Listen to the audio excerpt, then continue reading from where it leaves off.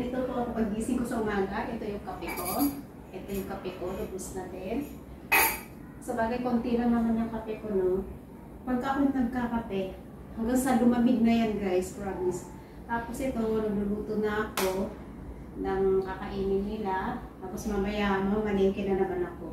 Ganito ang buhay ko tuwing umaga pagkagising ko. This is, I woke up like this, walang suklay, inipit ko lang, ay nagpapakulo ako ng tubig, naghihiwa, nagwawashing, then nagsasampay, then mamaya, bababa ako. Ayan. So, kaya pa ba? Kaya pa, basta tapos nagwawa, ay kita nyo naman, ganyan ako araw-araw.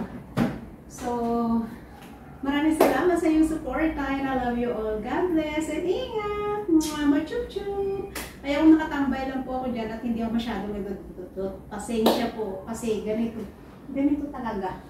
Ito ang bahay ni Kuba, ng amo ko. So, mas marami akong oras dito sa kusina. Ayan, grabe diba? Grabe kalan. So, mamaya ayusin ko pa yan. Maliligo pa ako, mamalengke pa ako. Alam niyo yun. Pero kaya, laban! Laban! Pagtawin kami! Sabi nga rin, diba? Bye! Thank you po!